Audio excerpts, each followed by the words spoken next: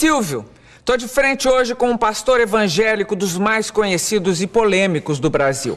Silas Malafaia é carioca de nascimento, mas abraçou uma fé que ultrapassa fronteiras. Malafaia tem o dom da palavra, poder que ele exerce há quase 30 anos em programas de televisão transmitidos aqui, nos Estados Unidos, Europa e África. É líder da igreja Assembleia de Deus Vitória em Cristo e combate abertamente a homossexualidade e o aborto. Silas trouxe esses temas para as últimas campanhas eleitorais, o que lhe rendeu alguns processos e muita publicidade. Recentemente, ele foi citado pela revista americana Forbes como um dos pastores mais ricos do Brasil. Não deixou por menos, disse que vai ferrar a Forbes. Pastor, antes de mais nada, muito obrigado pela presença aqui nos nossos estúdios. É que agradeço. Vamos começar pelo assunto mais atual, pela Forbes. Sim. Que é recentíssima. A revista publicou que o senhor está em terceiro lugar entre os pastores evangélicos mais ricos do Brasil, com uma fortuna pessoal avaliada em 150 milhões de dólares, que dá em números brasileiros 300 milhões de reais. E o senhor contestou essa informação. Sim. Deixa eu te falar, Gabi.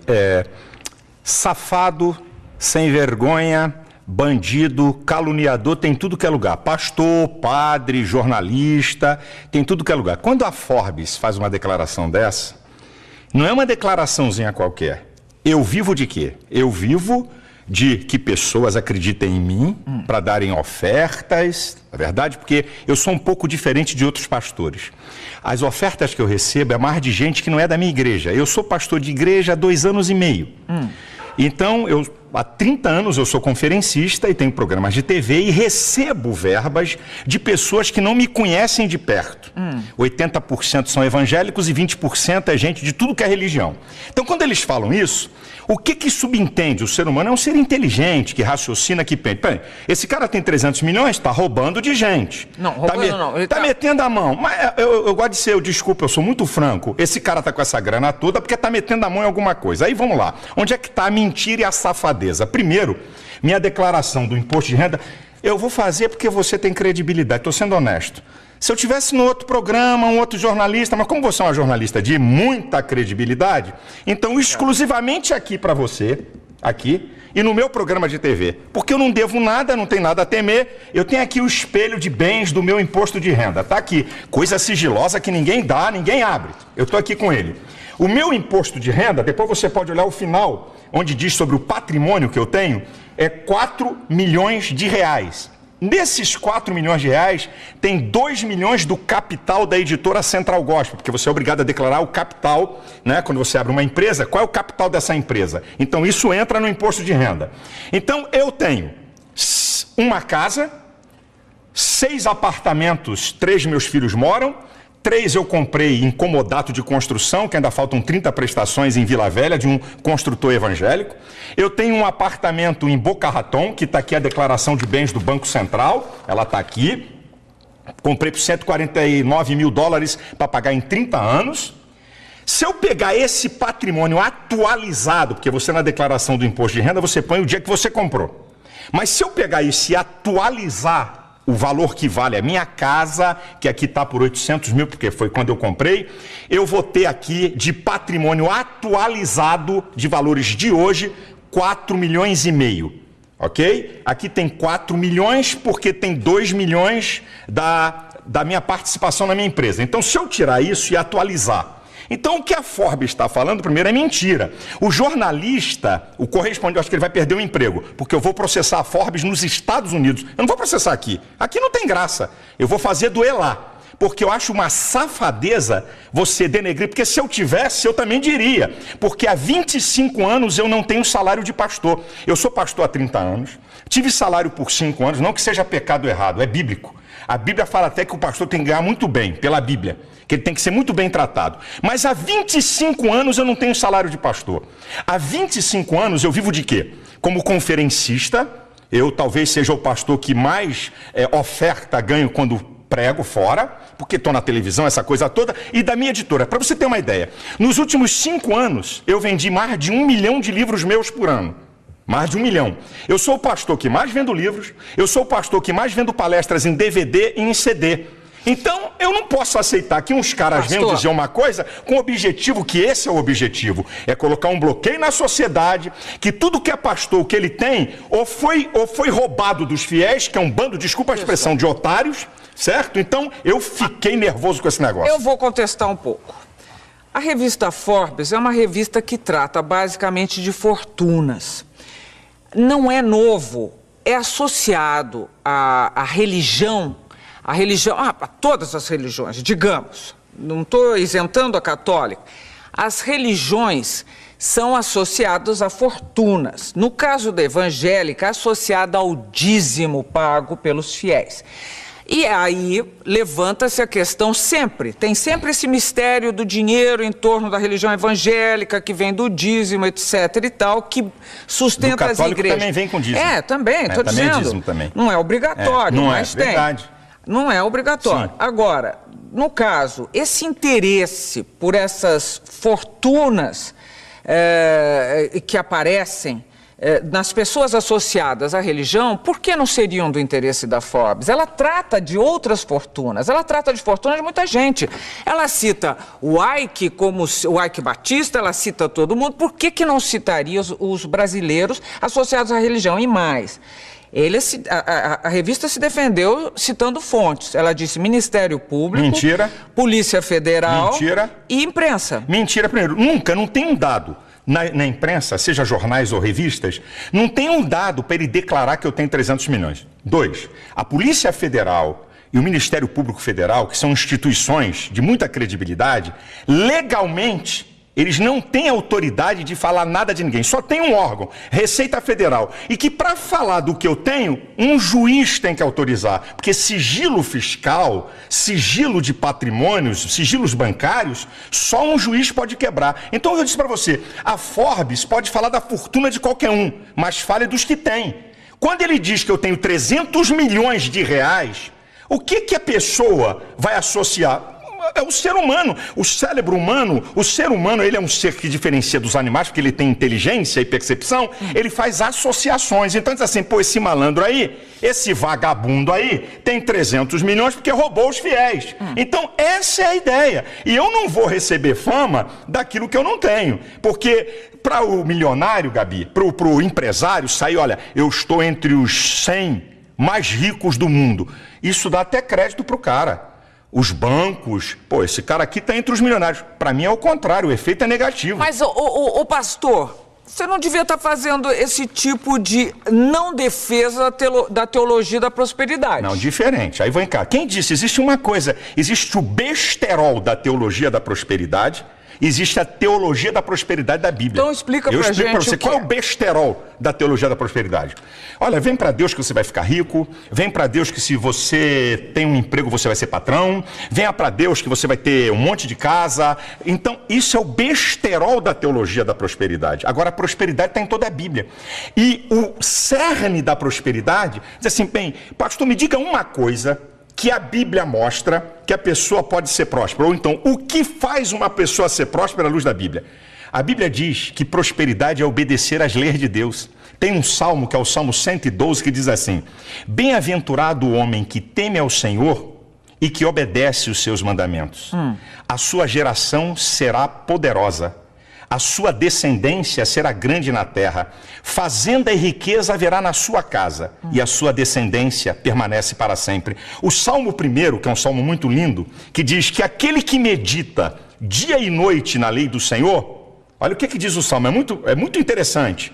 É como árvore plantada junto a ribeiros, que dá o seu fruto na estação própria, cujas folhas não caem, e tudo quanto fizer prosperará. Eu sou a favor da prosperidade. Eu prego prosperidade, eu não prego besterol. Porque prosperidade não é só finanças.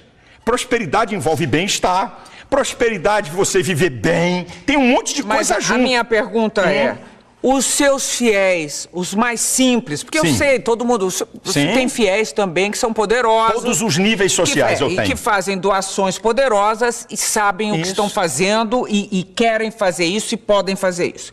Agora, quando você fala, Eu às vezes misturo você e senhor. Você, pelo Tá amor bom. de Jesus. Quando você fala quando você divaga em cima dessa teoria da prosperidade, você de alguma maneira não leva o povo, o fiel, a crer que dando o dízimo a vida dele vai melhorar? Bem, deixa eu te dizer, não sou eu que digo isso, é a Bíblia. Sim, mas... Eu não digo, existe uma coisa, a Bíblia, como qualquer coisa na vida, como qualquer ideologia ou religião, os comunistas, ou a ideologia ateísta, ele crê naquilo, ok? Quando você crê, existem um conjunto de crenças e valores que estão arraigados ali. Então, quando eu digo para o meu fiel que ele vai dar dízimo e oferta para ser rico, eu estou falando uma mentira. Agora, quando eu digo para o meu fiel que ele está dando oferta e dízimo porque Deus vai abençoá-lo, é uma verdade. Porque é isso que a Bíblia me aponta. Eu não posso declarar, e nunca declarei isso, que eu não sou tolo, eu tenho um certo conhecimento, eu tenho uma certa formação teológica, e venho de uma família muito tradicional de formação teológica. Meus pais são pioneiros no ensino teológico e também gente da área da educação. Você, além do mais, é formado em psicologia. Sou psicólogo. Então, deixa eu te falar, se eu chegar para o meu filho e dizer, minha gente, dá aqui o seu dízimo da sua oferta, você vai ficar rico. Isso é uma afronta. Agora, quando eu digo para ele, se você for fiel naquilo que a Bíblia diz, Deus vai te abençoar. Porque aí eu digo assim... E aí não está... Não está, eu te explico por quê. Não está passando uma ideia de que os seus desejos serão satisfeitos? Não. Escuta bem, a prosperidade, isso que eu digo, Gabi, se você falar que prosperidade, se um pastor falar que prosperidade é só dinheiro, ele está incorrendo num erro gravíssimo. Prosperidade, eu brinco, eu digo na igreja, sabe o que é prosperidade? Vou dar um exemplo bem simples e em tese. Você está aqui e ganha R$1.000, o cara da direita ganha 5.000, o da esquerda ganha 4.000 e você vive melhor do que eles. Você tem paz na sua casa, você tem alegria de viver, você tem bem-estar, tem coisa emocional aqui, equilíbrio emocional, você não deve a agiota ganhando menos do que ele. Isso é prosperidade. Sim, eu sei. Mas agora... É isso que é prosperidade. E a gente tem que ensinar o povo a isso. Mas agora, vamos ser honestos. Sim. Honestíssimos. O dízimo... Esse dízimo de cada fiel repetido, repetido, sustenta e muito bem as igrejas evangélicas. Como já sustentou melhor a igreja católica, mas sustenta. Então, vamos dizer que essa prosperidade chega mais para a igreja do que propriamente para o seu fiel. Vamos dizer, eu acho até um pouco herético, acho meio heresia, porque parece, afinal, que Deus protege mais a igreja do que o fiel dela. Eis aí o engano. E esse é o engano redondo de muitos. Eu vou falar de uma igreja que eu não tenho nada a ver com ela. Ok? Eu não tenho muitas discordâncias. Então vamos lá, vou usar outra que vai ficar mais fácil, porque todo mundo percebe. Você acha que o cara que é membro da Universal está dando oferta e dízimo apenas porque um cara muito inteligente, malandro, espetacular, fantástico, fenomenal, consegue persuadi-lo para que durante 10, 15, 20, 30 anos o cara dá dízimo, dá ofertas especiais e não tem nada de benefício? Deus trabalha com uma lei de recompensa. O apóstolo Paulo diz uma coisa linda, ele diz assim, olha, uma coisa eu faço, eu deixo as coisas que para trás ficam e eu prossigo para as que estão na minha frente pelo prêmio. Você sabe que Deus, ele fala de uma lei de recompensa o tempo todo, porque Deus conhece o ser humano. Mas então, qual é a recompensa? Qual é a recompensa? Eu mostro para você, e você pode ir em qualquer igreja. Esse é o engano de muita gente. Você pode ir em qualquer igreja. Eu desafio imprensa, pode ir comigo. Chama, querida, escuta. Mas muita gente já reclamou e já deu matéria dizendo que perdeu tudo. Então você faz o seguinte, você pega do universo, espera aí, vamos para a lei da probabilidade. Então, você tem um grupo, é assim que se faz as pesquisas. Você tem um grupo de 1.000 pessoas, onde 30%, não vou nem ser mais, 30% abandonou a fé, reclamou que perdeu tudo. Agora, você tem um grupo de 1.000 pessoas onde 1 ou 2 estão reclamando. Esse número, Gabriela, não é pastores, não somos nós, eu não mudo vida de ninguém, eu não transformo ninguém. A verdade é que Deus está interessado no bem-estar do homem. Então, o que eu digo para você é o seguinte, vai lá no povo. Como é que uma pessoa, Marília Gabriela, fica 30 anos numa igreja? 40 anos numa igreja, dando oferta e dízimo e não tem benefício nenhum. É um imbecil idiota. Não. Então, como é que é isso? O maior beneficiado são as pessoas e não a igreja. Eu acho que encontra um conforto, um tipo de conforto. Encontra muito mais. Bom, um conforto, um estímulo. Mas... Gabriel, Silas, você falar que alguém não vai ficar numa igreja por uma pessoa, eu garanto pra você, quem está nos vendo aqui, está achando você muito mais interessante do que eu, porque existe uma capacidade de liderança, uma maneira de se expressar que faz um líder. Mas você não consegue segurar uma pessoa há 30, 40 anos dando dinheiro. Você até consegue isso para te seguir. Mas o cara dando bens... Agora, o que acontece? Vamos lá, quais são os graves problemas da sociedade? Drogas é um grave problema, correto? Um gravíssimo problema, que nem eles sabem o que vão fazer, tá? Bebida, 1 em cada 4 jovens... É droga, eu quis separar, né? Porque a bebida é uma droga diferenciada, né? Muito diferente, a gente pensa que é mais leve, que é legal. Então, você tem... as drogas não licenciadas, boa a tua ajuda, e tem a droga legal, problemas. Quais são os problemas? O desarranjo familiar. Minha filha, a igreja trabalha para recuperar essas pessoas sem o Estado dar R$1 no de graça para o Estado. Então o cara, Gabi, nós temos essa experiência, o cara tem um único filho. Ele diz, eu daria tudo o que eu tenho para tirar esse cara da cocaína. Eu daria tudo o que eu tenho para tirar esse cara do crack. Eu daria tudo para tirar meu marido da bebida. Aí vai para a igreja. O filho volta, é restaurado. Quanto vale isso? É ele. Aí você vai perguntar a ele assim, eu fui beneficiado? Ele diz assim, se eu der o dinheiro todo que eu ganho, não paga, não é o que o pastor fez. Eu não gosto desse negócio de pastor. Pastor é apenas um condutor, mas o que Deus faz na vida das pessoas. Eu não faço nada, Gabi. Eu creio num Deus que faz. Ô Silas, mas agora vou terminar esse bloco. Mas você anda de avião? Sim. Você é uma igreja que tem avião próprio, você citou um apartamento nos Estados Unidos, e em uma outra matéria que eu li sua, você dizia que alguns apartamentos apagaram há 30 anos. Não, um apartamento e esse que eu te informei, está na minha declaração de imposto de renda. Alguns outros, mas não importa. E outros aqui no Brasil. Mas não importa. Meu, que não foi com dinheiro de igreja. Não estou dizendo que você não mereça. Você fez uma coisa convincente. Mas o que eu estou querendo dizer é se não é herético imaginar que você foi mais favorecido do que quem está esperando também. É porque você não conhece as ovelhas e os membros das igrejas, o que aconteceu na vida deles. Você não tem ideia disso. Vamos lá, estou chegando ao fim do primeiro bloco de frente com o pastor Silas Malafaia e a conversa está apenas começando. Eu já sabia que vinha bomba pela frente, ele é forte. Nós voltamos em seguida. Até já.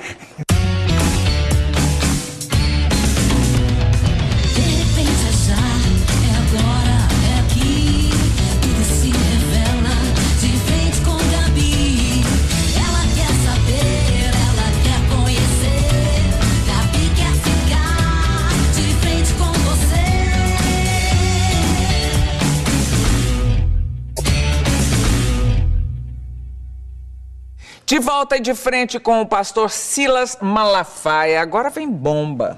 Vamos lá. O pastor, o Silas. No discurso de posse para o segundo mandato, o presidente americano Barack Obama disse textualmente: nossa jornada não estará completa até que nossos irmãos e irmãs gays sejam tratados como qualquer pessoa. Na sua igreja ele não teria sido reeleito. Na minha igreja, não. Ele não teria sido reeleito. Deixa eu falar sobre essa questão de homossexualismo. Homossexualidade. Isso, obrigado. Deixa eu te falar uma coisa. Primeiro, ninguém nasce gay. Homossexualismo é um comportamento. Eu vou fazer uma definição. Tá, então vamos lá. É contestável. É contestável? Eu mando vir na genética. Quem é que pode dizer se alguém nasce gay ou não? Não é a psicologia, é a genética. A ciência que pode dizer, é igual ao aborto. Quem é que pode dizer onde começa a vida? A biologia. Então, quem é que na ciência? Então, eu vou primeiro para... Bom, você sabe que as últimas pesquisas andaram mapeando o cérebro de gente aí. Não deu nada, olha aqui. Deixa eu te falar. Deixa eu falar uma coisa aqui para você que é muito interessante. Ninguém nasce gay. Não existe ordem cromossômica homossexual. Não existe gene homossexual. Existe ordem cromossômica de macho e de fêmea. Então, vou fazer uma definição de homossexualismo. Um homem e uma mulher. Homossexualidade. Não, homossexualismo, a prática. Eu posso falar homossexualismo ou a homossexualidade, não tem... Não, é que o homossexualismo caracteriza a doença. Não, mas eu não vejo como doença. Eu não vejo como comportamento, nada de doença. Então, a homossexualidade, um homem ou uma mulher por determinação genética e homossexual por preferência aprendida ou imposta. Agora vamos para a pesquisa. 46% dos homossexuais foram violados, violentados quando crianças ou adolescentes. Como é que alguém nasce? 46%. 54% escolheram ser. Então, primeiro, homossexualismo é comportamento. Então, vamos para a genética. Gêmeos iguais, estou falando de genética, gêmeos iguais, isso é o mesmo embrião que se divide, tá? É chamado geneticamente iguais, homozigóticos, são gêmeos iguais. Então, o que tinha que acontecer? Se um gêmeo é hétero, o outro teria que ser hétero. Se um gêmeo é homossexual, o outro teria que ser. Então, vamos lá. 35% dos gêmeos que são homossexuais, o outro, 65% são héteros. Então, como é que são iguais? Como é que nasce? Espera aí, eu estou falando de nascer homossexual. Eu estou falando de genética. Tá bom. Não tem uma fonte na genética... Não tem uma fonte, traços psíquicos, não sei o quê. Então vamos lá, 46% passaram a ser homossexuais e eles não falam. O dia que eu falei isso, a partir do dia que foram violados e violentados... Então você já está dando outro dado. Eu estou dando um dado. No geral, violentados por quem? Não. Por parentes, violentados por vizinhos. Não. Por ser heterossexuais. Bom, então vamos lá. Então, nascer é o seguinte, eu vim a esse mundo e tenho essa vontade. Por que animais, e nós somos mais um na natureza, por que animais praticam não nascem homossexual? Praticam sexo com muitos animais, com animais do mesmo sexo, e não são perturbados na outra sexualidade. E não é, os animais não são considerados uma prática homossexual. Cá. Não há olha a pergunta que você me fez. Olha a pergunta. Nós estamos conversando assim. Eu disse aqui, ninguém nasce homossexual. Foi a minha resposta aqui para você. Eu já disse que é contestável. Você disse que é contestável, eu digo, o que tem argumento. A ciência, o que é ciência? Tem que ter observação. Por que a evolução é teoria? Porque você não pode comprová-la na observação. Agora, então, escute. Peraí, essa conversa não vai terminar nunca. E eu quero saber de você. Você quer saber, eu tenho que te responder. Eu quero saber qual é a tua questão com a homossexualidade. Eu vou te dizer qual é a questão. A minha questão aqui no Brasil é os direitos que eles querem em detrimento da coletividade. Quais são os direitos? Os direitos? Então eu vou dizer pra você. Serem respeitados, não serem mortos e agredidos. Não, nada disso. Vamos lá, você está falando de mortos? Quando eles falam de números, que eu acho que ninguém deve morrer. Eu não quero que ninguém morra de nada. Mas quando eles utilizam números, é contra eles totalmente. Eu vou nessa do número já. Mas vamos aqui. O que eles querem na PLC 122? Número 1. Lá no artigo 20, parágrafo 5º, está dizendo o seguinte, que se um homossexual sofrer constrangimento vexatório de ordem ética, moral, filosófica, tá lá. Então, ok? 3 a 5 anos de cadeia. Então vamos para a Constituição. Artigo 5º, inciso 8. Ninguém será privado por convicções filosóficas, religiosas e políticas. Então quer dizer, o que é... No caso deles, que eles estão querendo ser tratados como os outros. O que é constrangimento filosófico? Quem é que define isso? Significa o quê? Se olhar para a cara de um homossexual mal, olha, você está me constrangendo filosoficamente. O que é isso? Que papo é esse? Pera aí um instantinho, O artigo 8, a linha... exagerando, é o que está lá. Artigo 20, parágrafo 5º. Não, você está... Aqui, ó. Não, eu tô com ela. Não, aqui, você quer que eu leia? Mas a interpretação que você está dando... a interpretação O meu medo é que o que você fala com toda a propriedade e convicção possa... Como você disse, não tenho nada contra homossexuais, você já disse mais de uma vez. Não tenho nada, não quero que eles sofram violência, etc. Nenhum, Salão. Mas acontece que não todas as pessoas têm a formação que você tem ou têm um tipo de disposição esclarecida. Você, falando com essa convicção e desta forma e com essa sua interpretação, pode eventualmente estar influenciando pessoas que vão sim praticar violências contra homossexuais. Então vamos cortar programas de televisão, vamos cortar novelas, vamos cortar filmes que tem ação, porque vai influenciar alguém a matar. Aí a sociedade para. Então a televisão vai ter que parar agora, vai ficar só Marília Gabriela.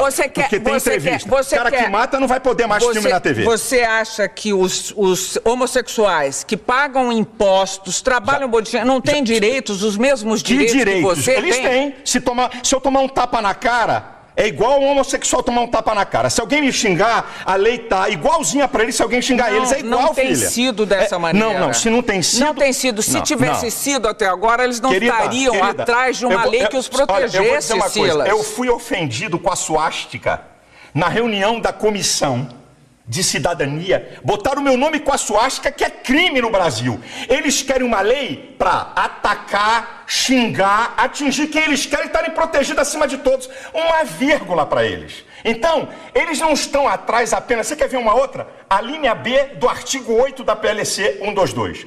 Ninguém pode impedir a afetividade de um homossexual, transgênicos, bissexuais. Este direito será dado aos demais cidadãos. Quer dizer, a preferência passou a ser deles. Então agora eu vou para o campo da realidade.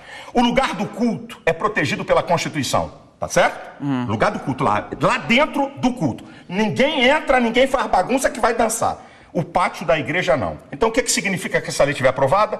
Se no pátio da minha igreja tiver um casal de homossexual se beijando e eu botar pra fora, 3 a 5 anos de cadeia. O que eu vou dar esse mole pra eles aonde? Nunca. Vem cá. Os seus fiéis, imagino, entre eles deve haver homossexuais. Que foram ou que estão buscando sair. Mas existem. Que estão buscando sair. Entre os pastores também. Se houver... Pela lei da probabilidade. Olha, se tiver pastor homossexual, Deus fala na Bíblia, adultério, homossexualismo, prostituição, o cara é passível de ser excluído daquela congregação. Então, se um pastor tiver um caso com uma mulher, ele perde o cargo de pastor. Se um pastor tiver um caso de homossexualismo, ele perde o caso de pastor. Se um pastor for solteiro e tiver uma relação sexual com qualquer uma, vai perder o cargo. Então, a Bíblia trata do mesmo nível. Algum do fiel seu homossexual chegou a conversar com você sobre esse assunto ou não existe sequer conversa a respeito? É claro, pede socorro. Olha, a igreja está lotada de gente Você, como psicólogo, chegou à conclusão de que um homossexual deve e pode ser realmente... Olha, eu vou pedir, desculpa a minha ousadia de falar com você. Um dia, Gabi, traga aqui Joide. É um pastor que foi travesti na Europa, está casado há 12 anos, que eu falando é uma coisa. Você tem que ver, ele tem foto, ele como travesti, bonitão, peitão, colchão, babababá, ele tem as fotos... Ouça alguém que foi reorientado. Você aceita que ele podia ser um bissexual? Não, conversa com ele pra você. Não, eu tô perguntando se você aceita que ele podia ser um bissexual. Pode ser um bissexual. Agora, mais grave vai botar do que 380 de peito, vai botar bumbum e coxa e ser bissexual. Mas olha aqui, vem.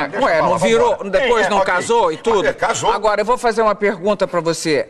Você não acha outra vez, eu acho um pouco herético, que criaturas de Deus, digamos, sejam julgadas em nome de Deus? Que autoridade, que autorização deu ele para qualquer ser humano ficar julgando o outro nesse nível? A autoridade não é para julgar a pessoa. A autoridade da Bíblia é para condenar pecado. E eu vou dizer uma coisa para você. Você sabia que Jesus falou mais sobre o inferno do que sobre o céu nos evangelhos? Jesus falou mais. E por que Jesus falou mais sobre o inferno do que sobre o céu? Para mostrar o perigo que é ele e para quem vai para lá. Então, a Bíblia define o que é pecado. Então, eu não estou aqui para acusar A, B ou C, mas eu estou aqui para condenar o pecado. Então, na minha visão, ok? Da minha crença e valores, da minha visão espiritual, do que eu creio na Bíblia, a homossexualidade, o adultério, a prostituição são pecados claríssimos à luz da Bíblia. Então, um casamento que não der certo para você também tem que continuar lá para sempre. Não. A pessoa não pode se separar e fazer outra família com outra pessoa. A Bíblia dá. Mas essa interpretação, essa interpretação é muito fortuita. Não. Quando você diz assim, eu estou aqui para defender a família. Tem vários divorciados. Mas quando você diz, eu estou aqui para defender a família, eu quero saber que família é essa, que conceito de família é esse, que desde a época de Cristo não foi revisto. Que conceito de família? Toda a história da civilização humana, toda a história, o que eu estou te falando é antropológico, sociológico e teológico. Toda a história da civilização humana está sustentada. Um homem, uma mulher e sua prole. Você está passando pela Grécia Antiga também. Filha, eu estou falando da história, é isso. Que tinha homossexuais, a história da humanidade é isso. É isso aqui. Na faculdade, eu acho uma graça. Mas você sabe que tinha homossexuais sempre. Em todos os tempos, que desde que o homem, na época de Noé, quando Deus mandou o dilúvio, a depravação moral era de altíssimo grau. Deixa eu dizer uma coisa, Gabi. O que muda é a tecnologia. O homem é a mesma coisa, com suas loucuras, com seus desejos, é a mesma coisa. O que muda é a tecnologia. O ser humano é a mesma coisa. Então presta atenção, a Bíblia, eu estou falando de Bíblia do que eu creio. Eu estou falando daquilo que eu creio do que a Bíblia fala. A Bíblia é um livro para quem quer crer ou quem não quer crer, que é um direito de cada um. À medida que eu sigo aquele livro, certo? Que eu creio que é a palavra de Deus, porque é a única fonte de conhecimento filosófico, teológico, científico e vulgar. Não tem outro livro no mundo que tenha essas 4 fontes de conhecimento. Só a Bíblia, certo? Nenhuma verdade científica da Bíblia até hoje foi derrubada. Nenhuma delas. Então, quando uma pessoa, certo? Na igreja, uma pessoa... Estou falando da família. Vou voltar para a família. Então, a família nuclear... Na faculdade, é isso, tá aqui me lembrando o que eu estava falando. Na faculdade eu ouvi. Durante 5 anos, eu ouvi isso que eu vou te falar. A criança, quando nasce... O primeiro objeto de amor dela é a mãe. Ela faz ruptura dela com a mãe a partir da figura paterna. A partir da figura paterna, a criança faz diferenciação entre ela, a mãe e o mundo. Eu cansei de ouvir isso. Sabe de Freud, que tanto falam? Freud estudou o caso de uma paciente homossexual e descobriu que ela é homossexual pela relação dela com o pai. Manda rasgar o compêndio de Freud. Manda eles rasgarem. Tá lá, estudo de Freud. Ele reorientou a mulher e ela passou a ser heterossexual. Então vai dizer que não pode ser reorientado? Quem disse que todo mundo... Eu não tô aqui, Gabi, eu não tô aqui para impedir ninguém de ser homossexual. Eu não tô aqui para impedir ninguém de adulterar. Eu não tô aqui para impedir ninguém de se prostituir. Isso é problema de cada um. Olha, eu vou fazer vou propor um problema a você, que é contra, inclusive, o aborto, a legalização do aborto. Supondo que nasça uma criança e que a mãe dessa criança não vai poder criá-la. Um casal homossexual se dispõe a criar essa criatura, que senão vai ficar jogada à disposição do que seja, numa instituição que vai tratá-la mal. Você acha que ainda assim um casal homossexual não pode ter essa criança e fazer dela um belo cidadão, uma bela cidadã e criar um ser humano digno, com todos os seus direitos, com toda a sua inteligência, com toda a sua com todo o seu amor e compaixão pelo outro? Primeiro, tem mais na fila casais héteros esperando crianças? Não, eu não estou perguntando isso para você, eu estou perguntando conceitualmente. Eu estou falando das novas famílias. Eu não acredito que 2 homens possam criar uma criança perfeita no sentido total que você quer, como um ser. Eu não acredito, porque eu acredito que Deus fez homem e mulher e esses seres é que se completam. E ó, tá na França, ninguém chamou de fundamentalista, hein? Silas, ninguém chamou de fundamentalista. As famílias eu não acredito mudaram. Querida, a sociedade como um todo mudou. Vamos ver daqui a 50, 60 anos o que vai acontecer. Mudou tudo, daqui a 50, 60 anos. Mas daqui a 50, 60 anos, o que é que pode acontecer? O que pode acontecer? Crianças que essa questão de adoção é agora nova, 10 anos, 12 anos, não tem mais do que 15 anos isso no mundo. Então, não adianta agora vir com fotografia de jornal e mostrar 2 caras com uma criança feliz. Essa história para mim não me convence. Não estou falando só disso, estou falando de 2 mulheres ou 2 homens. Eu acredito que 2 homens e 2 mulheres tenham capacidade para desenvolver um ser humano. Não acredito. Eu acredito que um homem e uma mulher... Eu não acredito nisso. Eu conheço muitas pessoas que foram criadas dessa forma. Daqui a uns 30 anos você pode me dizer alguma coisa. Você já está pré-julgando, Silas.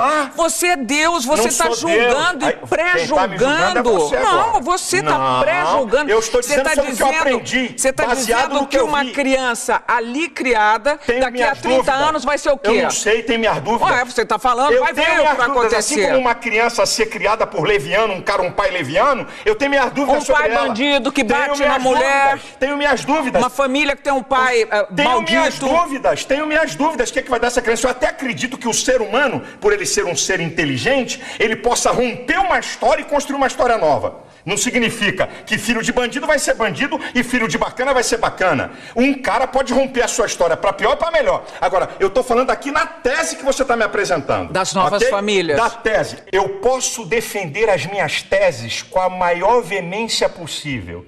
E não significa que eu odeio as pessoas. Eu sou muito veemente para defender meus princípios. É meu jeito. Você mesmo já falou, eu sou polêmico, meu jeito. Eu defendo com muita vontade. Agora, Eu amo profundamente. Uma vez um repórter perguntou assim para mim, pastor, vamos lá, se seu filho fosse homossexual, como é que o senhor agiria? Eu disse para ele, eu amaria 100% e discordaria dele 100%. Quem disse que amar Você ia é dizer fazer um amém? inferno da vida do seu filho. Não ia não. Nessa. Eu ia mostrar a ele, eu ia tentar ajudá-lo com o meu amor. Sabe por quê, Gabi? O ser humano pensa que amar é falar que o outro quer ouvir. Supondo que ele não conseguisse... Vai continuar o caminho dele. E você ia continuar enlouquecendo seu filho. Não, isso aí você me julga. Agora você falou isso. Eu disse que eu vou discordar 100%. Eu vou discordar mesmo? Olha, o filho de a mãe de um bandido vai na cadeia e eu tenho trabalhos em penitenciária, o filho é assassino, fascina. Ela o ama profundamente. Agora pergunta se ela concorda 1 milímetro com aquilo. Concordar com uma prática é uma coisa, amar a pessoa é outra. Eu amo os homossexuais, mas discordo 100% de suas práticas. Então repita isso, por favor. Eu amo isso, eles sabem. Não, diga de boca cheia. Não, eles sabem, eles não são bobinhos, não. Eles sabem. Então diga. Eu amo os homossexuais, como amo os bandidos, amo assassinos, vambora, eu aumento o leque, porque eu amo, porque o ser humano, Gabi, o ser humano é a coisa mais importante. Veja, você está colocando o homossexual lá de bandido, assassino, todas as pessoas, não, mas para dizer, olha, eu não gosto de uma prática, então estou dizendo para você. Peraí, vamos lá, vamos parar aqui, porque nós temos mais um bloco pela frente. E eu juro que não vou bater nele. E ele não vou deixar que bata em mim, não. Estamos terminando mais um bloco de frente com o pastor Silas Malafaia. Nós voltamos já já. De frente com Gabi. Com Gabi. De volta de frente com o pastor Silas Malafaia. Silas, nós temos 3 minutos, porque estouramos todo o nosso tempo anteriormente. Eu queria falar sobre, primeiro, política e religião. Caminham bem juntas? Você acha... nós temos um Estado laico. Sim. Agora, os evangélicos É laico, têm... mas não é laicista. Vai daí é laico, que... mas não é laicista. Vai daí que... Vai daí que, assim como um ateísta pode, com as suas convicções, trafegar na política, eu também com as minhas convicções religiosas posso. O que eu não posso é querer fazer com que a minha religião seja dominante, entre pela goela das pessoas. Agora, eu como cidadão, porque o que você é e eu sou? Mas você não quer ser político, por exemplo? De jeito nenhum, nunca serei. Mas quer influenciar na política? Com toda certeza, não só na política, na sociedade. Olha, Silas, vamos falar agora, eu li uma matéria recentemente sobre a formação de novos pastores. O catolicismo investe muito na orientação de padres, que leva, em média, 5 anos para se formar, né, um padre. Como é a formação na sua igreja? Na minha igreja, o pastor, né, para eu poder consagrar o camarada pastor, no mínimo, no baratinho, ele tem que ter um 2º grau, com um curso básico teológico, no mínimo. E o curso básico é o quê? É um curso 2 anos? 2 anos, é um curso básico. E na igreja eu tenho um curso para prepará-lo, que também é um curso, não é de muito tempo, leva aí uns 4, 5 meses, para poder dizer para ele o que a igreja pensa, o que a gente é, como é que é. Isso é o seguinte, é uma caminhada para eu chegar, porque esse é o meu sonho, para eu chegar no nível... Agora ainda não dá, não cabe, não tenho como fazer isso, mas na minha igreja já vai chegar para o cara ser pastor, vai ter que ter um bacharelado de teologia para ele poder ser pastor. Biblicamente falando, o pastor ele tem que ser um vocacionado por Deus e ele tem que buscar se preparar para o exercício daquela vocação que ele deu. A minha igreja é uma igreja muito fincada na palavra, isso é. Lá não tem blá blá blá de conversinha fiada. O cara tem que abrir a Bíblia e ensinar a Bíblia. Então requer nele preparo e conhecimento e pesquisa. Agora, Silas, eu quero eu juro, nenhuma capciosidade na pergunta. Quero que você me responda honestamente. E estamos pensando amplo, estamos pensando de sobrevivência e tempos. Eu sei que é uma profissão hoje bem assalariada, esses meninos, você já disse que um pastor ganha de... 4 a 22 mil na minha igreja. E aí, as igrejas têm se desmembrado e têm surgido novas igrejas. É um bom negócio? Não, como negócio não é bom. Vou te explicar por quê. Não é negócio. Porque as igrejas, Gabi, é o seguinte, tem gente enganada aí pra caramba. Quando alguém me vê, ou quando alguém vê aí R.R. Soares, Valdemiro, Macedo... É igualzinho, tá vendo, o Cristiano Ronaldo no futebol. Existe uma meia dúzia de pastores de alto nível, de salário e tudo, mas a grande massa de pastores evangélicos no país não ganham mais do que 5 salários. É isso que muita gente está enganado. Existe, como em todo, por exemplo... Mas as igrejas são ricas. Por exemplo, elas têm nem todas, sede em todo o país. Nem todas a as sua igrejas. tem A minha é uma quantas? igreja, a minha tem 120 igrejas, 70 são alugadas, 50 são próprias, 70 são propriedades alugadas.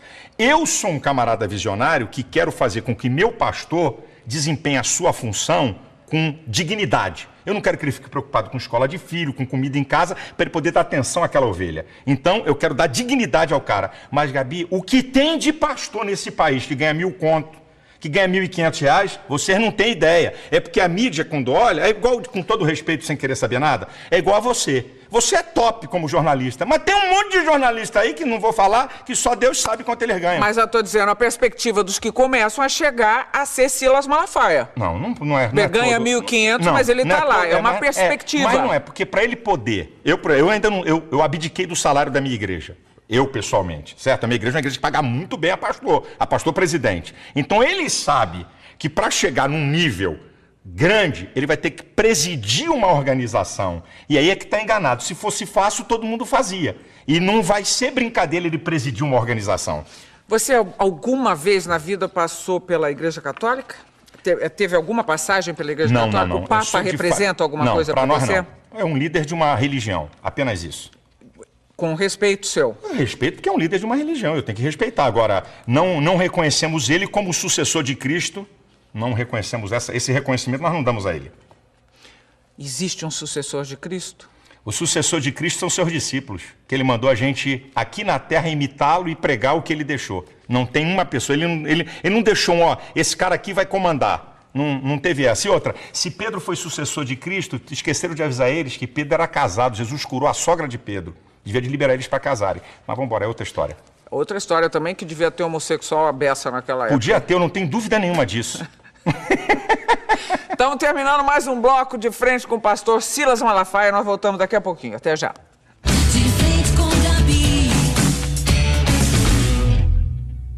Gabi. De volta para a parte final de frente com o pastor Silas Malafaia. Esporte você praticou na vida ou não? Pereba jogando bola. Sou ruim de bola. Pereba? Pereba é ruim, é o cara ruim. ruim. Sempre joguei, gosto de futebol, mas sou ruim. Mas vamos ver lá agora. Bate-bola, jogo rápido, tá bom? Divórcio. Sou contra. Casamento. Sou a favor. E morar junto. Sou contra. Por quê? A não ser que seja casado, sou contra. Tudo que sai fora da legalidade do casamento, sou contra. Mas Você está me perguntando, eu estou respondendo, sou contra. judaísmo. É o antecessor do cristianismo. O judaísmo foi fundamental para chegar até o cristianismo. Por isso que nós ainda temos o Antigo Testamento na Bíblia. Islamismo. Eu acredito de um radicalismo muito horroroso para o que a gente chama de religião. Não tô falando de radicalismo não, né? Não, tô Na falando minha de- frente agora. eu tô Vou deixar falando de radicalismo, passar. que manda matar, Bom. que não aceita os outros. É isso que eu estou falando, para matar, não aceitar. Quem disse que a sociedade a gente aceita todo mundo? Bom, Ué, ok. quer dizer que ser bacana é aceitar todo mundo? É isso que é o bacana? É ter um olhar condescendente não, é para aceitar com o todo outro. É mundo? entender. Você que é psicólogo devia entender isso. Não vamos começar a brigar não é de assim, novo. Não, né? A vida não é assim, não. Parada gay, então. Diga pra mim. Parada gay é uma publicidade acerca de algo que eles estão mentindo o tempo todo e que a Folha de São Paulo fez a casa cair, sobre o número. Silas Malafaia por Silas Malafaia. Eu sou o seguinte, eu acho que de vez em quando eu sou chato, de vez em quando eu sou muito duro para questionar as coisas, assim, no embate eu podia muitas vezes... Não é aqui com você. Muitas vezes eu falo alto demais, quando eu estou num embate eu podia falar mais baixo. Minha esposa diz, Silas, diminui um pouco o volume. Minha esposa diz assim. Mas acho que eu sou um idealista, eu tenho ideais e eu não abro mão da família, que é a coisa mais... é a base de sustentáculo da sociedade. Aí eu vou dizer uma palavra espiritual, do mundo espiritual. O maior interessado em destruir a família é o diabo, porque quando ele destrói a família, ele desarruma toda a sociedade. Crack, cocaína, bebida. Vai lá numa análise bem profunda se não tem uma participação dessa história da família. A família é uma coisa muito, muito importante. Olha aqui. Obrigada pela entrevista. Deus te abençoe. viu? Meu desejo é que esse Deus que eu creio se revele cada vez mais a você e que as pessoas que estão nos assistindo, eu não conheço as pessoas, não sei o que está acontecendo com elas, mas se você me permitir, eu quero liberar uma palavra. Talvez precisando de cura, talvez gente sem paz, talvez gente perturbada com as coisas da vida, que Deus se manifesta a você, trazendo paz, alegria e equilíbrio. Que o meu, que eu não sei se é o mesmo seu, te perdoe. Ah, ele me perdoa, porque eu sou pecador. Obrigada, Silas. A gente se vê aqui no próximo programa. Até lá.